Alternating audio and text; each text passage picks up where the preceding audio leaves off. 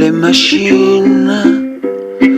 Mettez vos rires en berne, que vos regards soient ternes. Les feux verts passent au rouge. Faites que plus rien ne bouge, que dans toutes les rues, personne ne parle.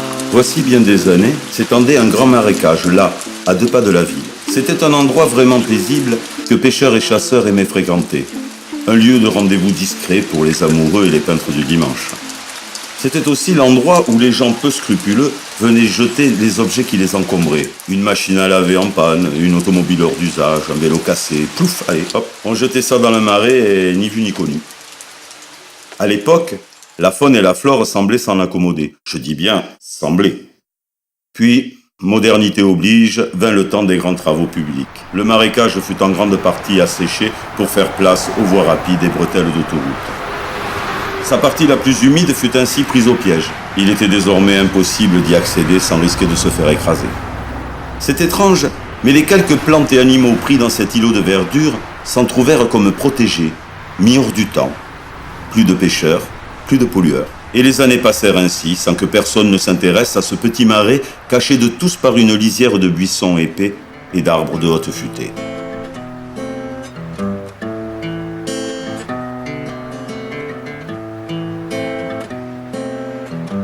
Madame la Carpe, restée dans ses eaux les plus profondes, trouva donc une quiétude à laquelle elle ne s'attendait pas.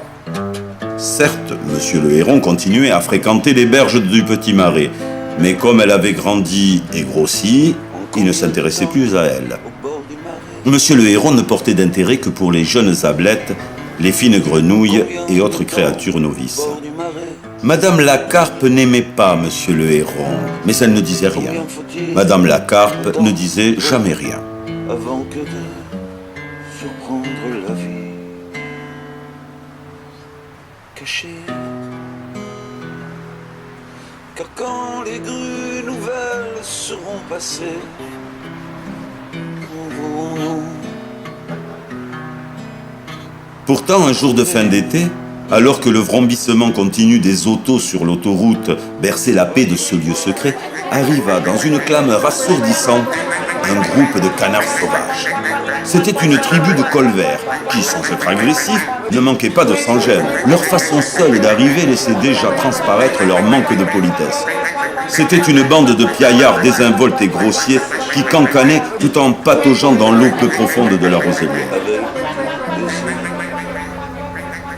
Mais quand les grues nouvelles auront passé, serons-nous aimés? C'est ainsi qu'une jeune et jolie canette, tout affairée à remuer un coin de vase, heurta la patte tendue de Monsieur le Héron, croyant qu'elle avait là un roseau ordinaire. Petite maladroite, tu pourras regarder où tu patauges? Excusez-moi, monsieur le Héron, je suis jeune et nouvelle par ici. Je ne sais rien de vos habitudes. Pourquoi vous tenez sur une telle patte? Petite sotte, me tiens pas elle, je suis aux aguets. Aux aguets? Que faut-il donc surveiller dans ce petit marais? Des tas de choses. Je surveille les dangers qui te menacent. Toi et les autres spécimens de ton espèce. Tu patauges, tu cancanes, sans conscience des périls qui t'attendent. Le vieux héron était perfide, prêt à abuser la jeunette pour satisfaire son instinct prédateur. Ces eaux que tu crois si calmes renferment des secrets bien gardés. Quel secret? Qu'y a-t-il de si effroyable? Bien que naïve, la jeune canne ne manquait pas d'aplomb et de répartie. Éloignons-nous un peu vers ces buissons touffus, et je t'apprendrai la teneur de tous ces mystères. Hélas, je ne peux pas vous suivre. Ma mère m'a appris à me sauver dans l'eau et de me méfier des buissons de la berge. Parlez-moi de cette affaire ici, car je ne quitte pas le bord. Bien que contrarié, notre héron n'insista pas davantage. Voyant la belle trop farouche, il préféra se retirer quand une sombre idée lui vint aussitôt à l'esprit. Depuis plusieurs saisons, Monsieur le Héron avait repéré une bague ornithologique tombée de la patte d'un oiseau migrateur. Là, à 2 brasses de la rive, mais dans des eaux trop profondes pour pouvoir la récupérer. La petite canne semblait très agile et vraisemblablement ignorante des avantages à posséder un tel objet. Pattes baguées, l'oiseau devient animal protégé, choyé, soigné. Monsieur le Héron tenta donc de convaincre la petite de plonger pour lui. Mais cette affaire devait être menée sans témoin. D'autres oiseaux convoitaient peut-être cette bague. Quant à Madame la Carpe, son ennemie jurée, si elle venait à découvrir son secret et sa ruse, il est sûr et certain que la grosse muette, comme il se plaisait à la nommer, mettrait tout en œuvre pour dissuader la canette de rendre ce service.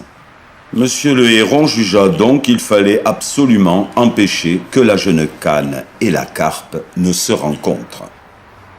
Retournant sur ses pas, le grand échassier s'adressa à la canette de toute sa hauteur. « Pauvre, ce que tu es naïve !» Prenant son air des plus tragiques, Monsieur le Héron confia les raisons de sa peur, en prenant soin de ménager ses effets. « Tu ne sais pas que dans ces eaux profondes, un monstre nage. Silure est son nom. C'est le plus gros des poissons, vorace comme un thon des mers. » Que peut donc un poisson qui nage contre une canne qui vole? Le silure remonte les rivières en quête de nouvelles proies. À Limoges, dit-on, il dévore les pigeons qui viennent boire au bord du fleuve. À Toulouse, c'est une belle oie grasse et grise qui fut engloutie d'un coup. Et à Paris, c'est un troupeau de brebis que la bête abominable aurait avalé sans sourciller. Tout entier? À Paris? C'est bien ce qu'on en dit. Mais ce silure, pourquoi chasse-t-il ici? Eh bien, sache que ce marais est un sanctuaire, un espace sacré que même les humains, les plus cupides et sans cœur, se doivent de respecter. Entouré de routes telles des remparts couchés, ce petit marais est jour et nuit surveillé par des engins mobiles. Car ce marais si discret contient un lourd secret. Voilà un grand mystère. Il y a dans ses profondeurs un trésor caché. En observant attentivement, tu le verrais. Si tu savais comment observer. Un trésor? Oh que oui! Il y a dans ces eaux les plus beaux, les plus anciens objets convoités par les humains. Viens, suis-moi. Emboîtant le pas du héron cendré, la canette se laissa mener jusqu'au sol pleureur. Arrivé en ce coin reculé de la rive, de son œil jaune si étrange, le héron indiqua à la petite où et quoi regarder. Vois, une Silca 1965, la première automobile digne de ce nom. Et là, regarde, de ce côté, la grand-mère du four à micro-ondes, la première cuisinière à bois et charbon. Et là encore, le vélo cyclopède, ancêtre de la roue. Et là, admire ce chef-d'œuvre de technologie moderne, un chariot de supermarché. Sans vraiment comprendre ce qu'elle voyait, la petite canne opinait du chef en scrutant le fond de l'eau. 1000 autres merveilles de la grande ville ont été placées là, en toute discrétion. De nuit la plupart du temps, par des humains aussi raffinés que discrets. Hélas. Quoi donc? C'est exactement là, l'endroit où la bague d'une de mes aïeules. Mais cela ne t'intéresse pas, je vois. Mais si, bien au contraire. Mais non, tu es jeune, et tu n'as que faire des secrets du grand de ce monde. Ne croyez pas cela, je suis très curieuse. Un jour, quelqu'un m'a dit qu'en Angleterre, ou dans une autre ville, certains canards avaient à leur service les soldats d'une reine, qu'ils vivaient dans un parc, à l'abri des renards et de tous les prédateurs. Je donnerais tout ce que je possède pour y aller. Oui, certes, ce qu'on t'a dit est vrai. C'est dans la grande ville que tu vois au loin que cela se passe. Mais pour entrer dans cette ville, il te faudrait... Que me faudrait-il? Dites-le moi, s'il vous plaît. Il te faudrait... Regardant alentour, Monsieur le Héron cherchait ce qui pourrait bien manquer à cette jeune canne pour entrer dans cette ville dont il ignorait tout. Pris par son propre bavardage, il ne savait plus trop quoi inventer, quand soudain, voyant briller sur l'onde les auréoles d'une goutte de mazout, Monsieur le Héron, à l'esprit vif, improvisa la suite de son histoire. Il te faudrait une cape magique. Une cape magique? Ça existe? Si cela existe, bien sûr que oui. Quelle question? En fait, ce n'est pas une cape, c'est la cape. La carpe multicolore, on le voit parfois au soleil couchant, pour qui sait regarder. Elle irise l'eau. Comme la jeune canne ne semblait pas comprendre le sens de ses propos, Monsieur le Héron dut lui expliquer en d'autres mots. Étalée sur l'eau ou sur des plumes, cette cape magique déploie ses couleurs comme un arc-en-ciel. Elle irise. Oh, comme cela doit être joli. Que puis-je faire pour l'obtenir? Ce que tu dois faire, c'est très simple. Récupère pour moi la bague de mon arrière-grand-mère et je te montrerai comment mettre la cape aux 1000 reflets. C'est au cape qui pourra te faire rentrer dans les jardins de l'hôtel de ville. Inutile d'en dire davantage, notre jeune canne était déjà prête à l'aventure. Fille du silure et de sa voracité, la pauvrette ne pensait plus qu'à une seule chose, poser sur ses jeunes plumes tous les atours de la cape arc-en-ciel. Elle se voyait entrant en ville sous les regards éblouis des pigeons, des chiens et des gardes de la reine d'Angleterre. Elle s'imaginait déjà nageant sur le bassin de l'hôtel de ville. Pour cela, elle en riait de contentement en battant des ailes. Il lui suffisait de plonger au pied du sol et de remonter un anneau de métal argenté. Ah, pécadille! La tâche lui semblait si aisée pour sa vivacité de sarcelle qu'elle se lança aussitôt sur les ondes. Le grand échassier eut juste le temps de lui rappeler sa mise en garde. Méfie-toi du silure! Au premier plongeon, la sarcelle trouva l'automobile dont le siège avant droit contenait les racines d'un grand nénuphar, un vieux bidon, une bouteille en verre, un cric-hors d'usage et 3 boîtes de médicaments, mais point de bague. Au deuxième plongeon, notre petite fouisseuse trouva la chaudière et son tuyau rouillé dans laquelle une famille d'écrevisses avait élu domicile, mais de bague, aucune.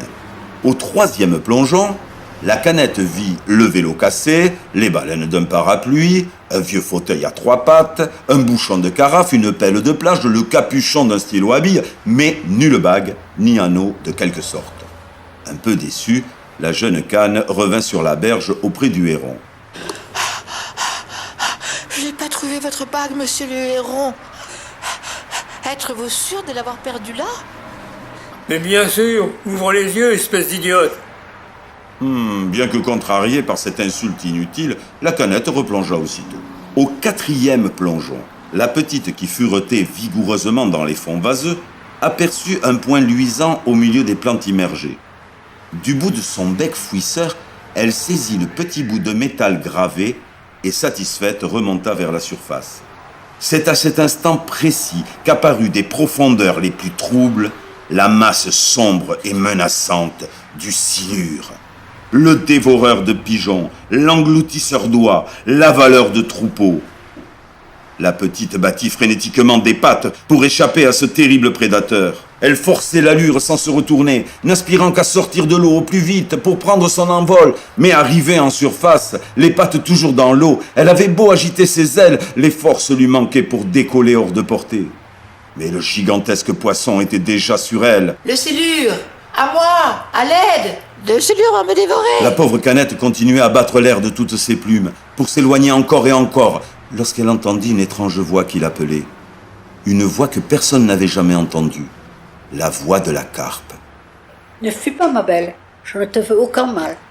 Lorsqu'elle eut enfin le courage de se retourner, la canette avait traversé la moitié du marais, et c'est ainsi qu'éloignée de toute rive, elle put expliquer à la vieille carpe les raisons de sa fuite et sa crainte d'être dévorée par un silure.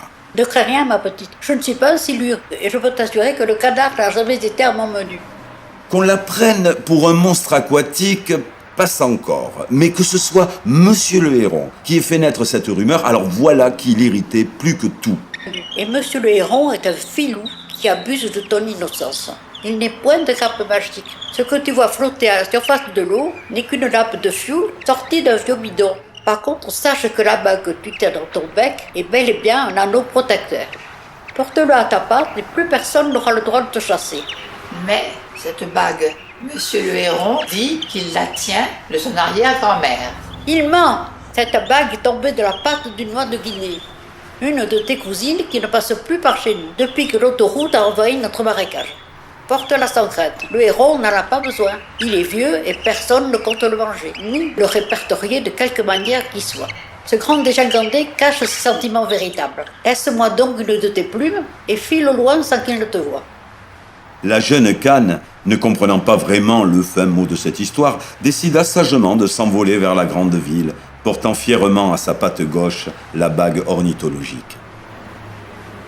Dressé parmi les roseaux de la berge, Monsieur le Héron attendait que la petite revienne. Il l'avait vue fuir au ras de l'eau à la manière des canards sauvages pris de panique, mais l'avait très vite perdue de vue, aveuglé par le soleil couchant. Les pattes à peine enfoncées parmi les flèches d'eau, le vieux Cendré maugréait, craignant que la sarcelle lui ait joué un mauvais tour, en emportant la bague tant convoitée. Il se jurait déjà de la poursuivre, de l'attraper, et pourquoi pas plonger son bec en poignard dans ce cœur tendre. Quand soudain, de son œil rond au regard fou, Monsieur le Héron repéra une infime variation à la surface de l'eau. Quelque chose s'approchait, quelque chose de petit ou de discret que son instinct de chasseur n'allait pas tarder à identifier.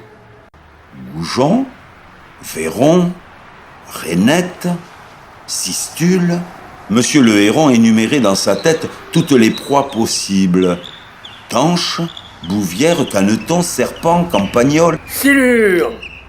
D'un bond parfaitement acrobatique, l'énorme masse d'un poisson vorace s'abattit sur l'une de ses pattes.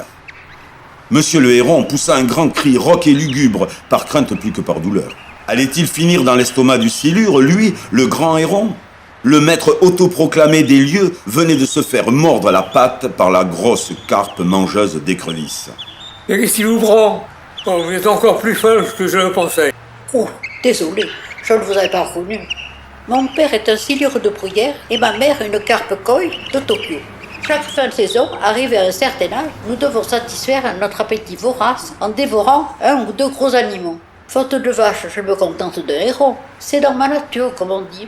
Ma cousine de Toulouse, elle, s'est contentée d'une oie dont le foie pesait plus d'1 kilo. Et Bobby, Monsieur le Héron n'en croyait pas son ouïe. La vieille carpe que tout le monde pensait muette, non seulement parlait, mais en profitait pour le menacer, lui, l'immense, le grandiose. Le regard attiré par un point de détail, notre héron redoubla de surprise. Mais qu'avez-vous là entre vos barbilles? Ne serait-ce que point une plume? C'est fait, c'est bien une plume. C'est la plume d'une canette qui a failli échapper à mon appétit vorace. J'ai eu bien du mal à l'avaler d'ailleurs, car la bougresse était baguée comme une oie de Guinée. Une canette baguée? Mais vous êtes plus monstrueuse que moi. Vous avez dévoré ma protégée. Le fait est qu'en grossissant, je deviens de moins en moins scrupuleuse. D'ici quelque temps, les abords de ce marais deviendront invivables à cause de moi. Je suis un monstre en devenir.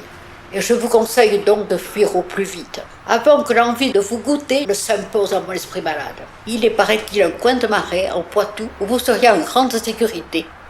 Et vous vous sentiriez à votre aise. Cette vieille carpe est un véritable danger, pensa Monsieur le Héron, troublé par ce comportement imprévu.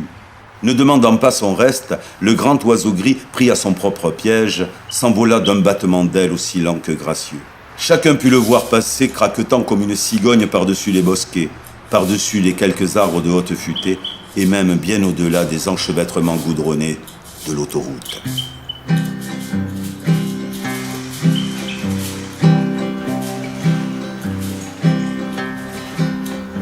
Quand Sophie me parlait du marais, je croyais qu'elle voulait rêver, retrouver pour un temps le silence et la paix.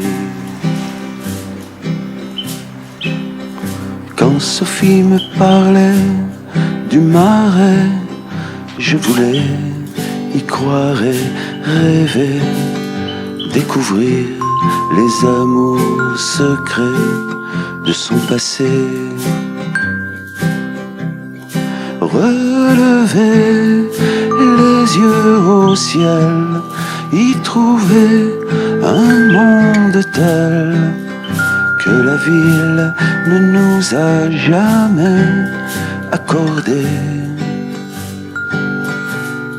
Une brèche vers l'éternel, une porte par l'arc-en-ciel, à nos pieds toute la vie cachée.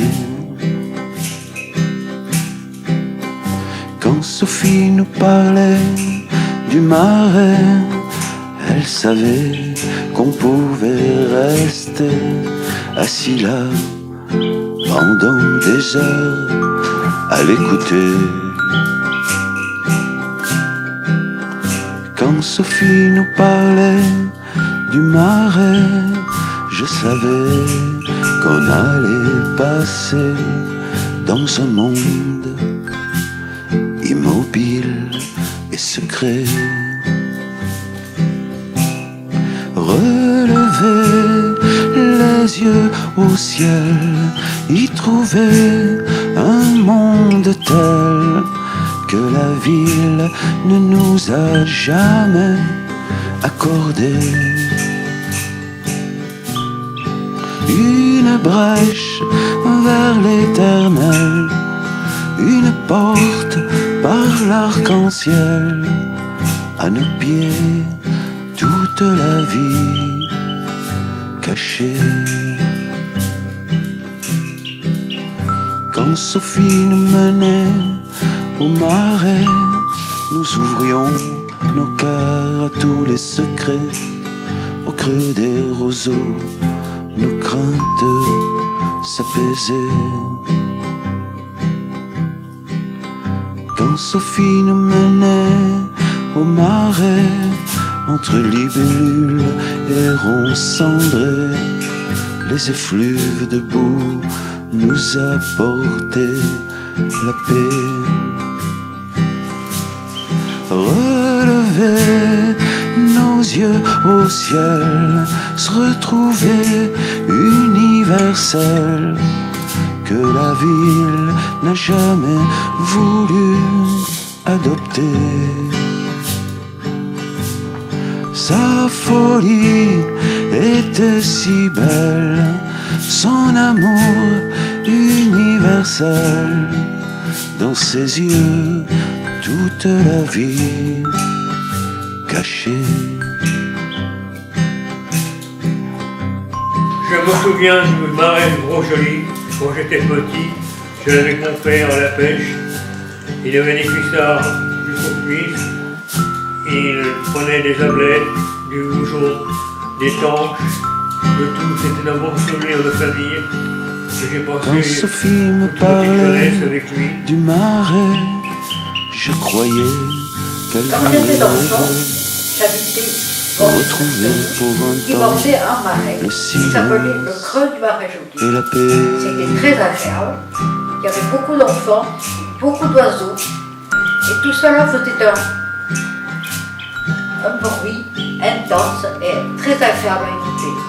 Mais maintenant, les autoroutes sont passées par là, avec leurs grandes voitures, leurs fronts brissements. On n'entend plus rien.